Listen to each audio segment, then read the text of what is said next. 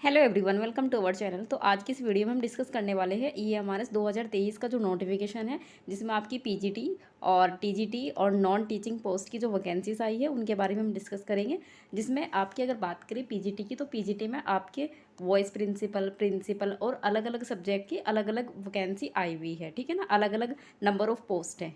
इसी तरीके से अगर हम बात करें टीजीटी की, तो टीजीटी में भी लगभग 5,660 वैकेंसी है अलग अलग पोस्ट की। और इसी के साथ इसमें आपकी हॉस्टल वार्डन की भी है, जिसमें मेल की 335 है और फीमेल की आपकी 354 है, ठीक है ना। इस तरीके से टोटल मिला के ये आपकी 6,329 पोस्ट होगी है टीजीटी में। और इसमें आपकी हॉस्टल वार्डन की भी मिला के है, ठीक है ना। अब बात करें हम इसका एग्ज़ाम पैटर्न क्या होगा, एग्ज़ाम प्रीवियस ईयर कहाँ पे होंगे इसके, और इसका सिलेबस क्या होगा, और क्या क्या इसमें प्रोसेस होने वाला है इसका एग्ज़ाम का, ठीक है। तो बात करें इसकी अगर प्रीवियस ईयर की, तो अलग अलग यूट्यूब चैनल वाले अलग अलग थंबनेल लगा रहे हैं कि भाई ये प्रीवियस ईयर यहाँ से मिलेंगे वहाँ से मिलेंगे।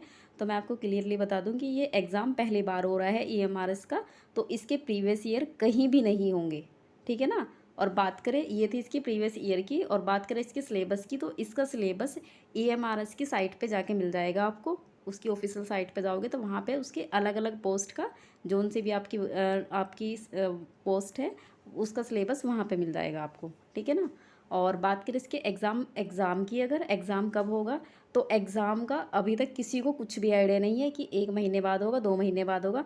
अभी तो फॉर्म चल ही रहे हैं इसके, ठीक है। जब फॉर्म फिल होने बंद हो जाएंगे, उसके बाद फिर डिसाइड होगा। अगर 10-15 दिन के बाद एग्ज़ाम की डेट आ जाती है, तो समझो कि हाँ, एग्ज़ाम 1 महीने के बाद ही हो जाएगा। लेकिन अभी ये जो हो रहा है, टीचिंग पोस्ट के जितने भी एग्ज़ाम हुए हैं, उससे पहले 2021 में देखा होगा डीएसएसबी के हुए थे टीचिंग के पोस्ट, टीचिंग के जो एग्ज़ाम हुए थे।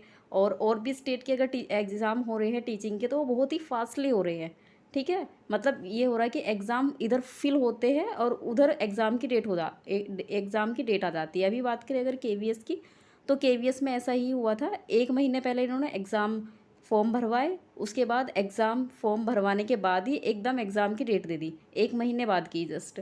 तो ये है कि अभी कुछ भी कंफर्म नहीं है कि 1 महीने बाद होगा, 2 महीने बाद होगा, 3 महीने बाद होगा। लेकिन अपनी तैयारी अभी से स्टार्ट कर दो, ठीक है। बात करें अगर एनवीएस की, तो एनवीएस में तो इन्होंने टाइम दिया था, लगभग 3 महीने का, 2.5-3 महीने का टाइम दिया था एनवीएस में। लेकिन उसी तरीके से केवीएस में भी मान के चल रहे थे कि 2.5-3 महीने का टाइम मिलेगा प्रीवियस ईयर के अकॉर्डिंग, क्योंकि पहले इन्होंने इतना टाइम दिया था। लेकिन इस बार इन्होंने 2023 में जो वैकेंसी आई थी, इन्होंने बिल्कुल भी टाइम नहीं दिया, सिर्फ 1 महीने में इन्होंने सब कुछ करा लिया, ठीक है। और इसी के साथ अगर ईएमआरएस की भी बात करें, तो इसका भी अभी तक, ये तो पहली बार ही एग्ज़ाम हो रहा है, तो इसके बारे में किसी को कुछ भी पता नहीं है कि कितने महीने बाद होगा। तो ये मान के चलो कि टीचिंग के जितने भी एग्ज़ाम हो रहे हैं, बहुत ही फास्टली हो रहे हैं। जैसे एग्ज़ाम डेट ओवर होती है, उसके बाद ही एग्ज़ाम डेट अनाउंस कर देती है, अनाउंस हो जाती है, ठीक है। तो अब ये मान के चलो कि 1 से 2 महीना, इससे ज़्यादा मत मानो, मान के चलो तो ये है कि अपनी तैयारी अभी से स्टार्ट कर दो। अगर अभी से स्टार्ट करोगे तो ही आप एग्ज़ाम को क्रैक कर पाओगे। और अगर बात करें कि ये जो अलग अलग ये आ रहे हैं ना कि ये बैच ले लो, ये बैच ले लो, इसका बैच ले लो, इसका बैच ले लो, तो भाई इनके चक्कर में मत पढ़ो। क्योंकि जो इसका सिलेबस है, ऑफिशियल जो सिलेबस है, आप उसके अकॉर्डिंग ही पढ़ो। क्योंकि इसका सिलेबस, अगर मैं बात करूँ टीजीटी की, तो टीजीटी में इसका कुछ सिलेबस में, मतलब मैं अगर बात करूँ मैथमेटिक्स की, तो उसमें क्या है कि इसका कुछ भी सिलेबस ना तो डीएसएसबी से मैच हो रहा है, ना ही इसका सिलेबस टीजीटी से, यूपी टीजीटी से मैच हो रहा है, किसी भी स्टेट के टीजीटी से भी मैच नहीं हो रहा है, डीएसएसबी से भी मैच नहीं हो रहा, ना ही केवीएस से मैच हुआ है, ना ही एनवीएस से। ये क्या है, आपका इनका सिलेबस कुछ अलग ही है। वो ना ही तो पूरा इसमें 10th लेवल का पूरा है, ना तो 10th का पूरा है, ना ही 12th का पूरा है, और ना ही आपका ग्रेजुएशन का पूरा है, ठीक है।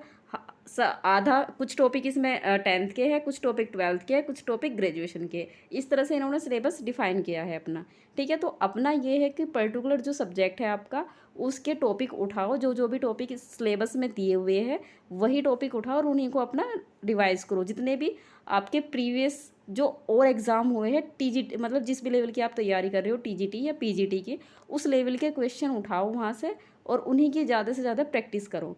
किसी के ये जो अलग अलग जो ये निकाल रहे हैं ना कि यहाँ से कोर्स ले लो, यहाँ से कोर्स ले लो, इधर उधर भटकने से बेटर है कि अपना खुद से ही तैयारी करो। भाई तुमसे ज़्यादा अच्छा तुम्हें कोई गाइड नहीं कर सकता। जब तक तुम खुद से नहीं पढ़ोगे, अगर तुम किसी का बैच लेकर भी पढ़ रहे हो, तो वहाँ से भी तुम्हें पढ़ना तो खुद ही पड़ेगा, ठीक है। तो ये भी अभी भी उन्हें भी नहीं, क्योंकि जो बैच दे रहे हैं उनको भी नहीं पता ना कि कहाँ से आएगा क्या आएगा, वो भी आपको सिलेबस के अकॉर्डिंग ही पढ़ा रहे हैं। तो इट्स बेटर है कि आप खुद से ही पढ़ लो अपना, और आपका टाइम भी बचेगा, उस तरह से पैसे भी बचेंगे, टाइम भी बचेगा। ठीक है। बात करें अगर इसकी निगेटिव मार्किंग की, तो इसमें निगेटिव मार्किंग है 0.25 की, इसमें निगेटिव मार्किंग है। और इसका जो एग्ज़ाम मोड है वो आपका OMR बेस्ड है। ठीक है, यानी कि ये आपका ऑफलाइन होगा, पेन पेपर बेस्ड होगा। ठीक है, ये आपका ऑनलाइन नहीं होने वाला है। ठीक है, तो ये थी इसकी बेसिक जो जानकारी जो आपको होनी चाहिए AMRS से रिलेटिव। ठीक है, इसी तरह की वीडियो को देखने के लिए चैनल को लाइक करें और वीडियो को ज़्यादा से ज़्यादा शेयर करें। ठीक है, मिलते हैं फिर नेक्स्ट वीडियो में। अगर वीडियो अच्छी लगी है तो कमेंट करके ज़रूर बताना।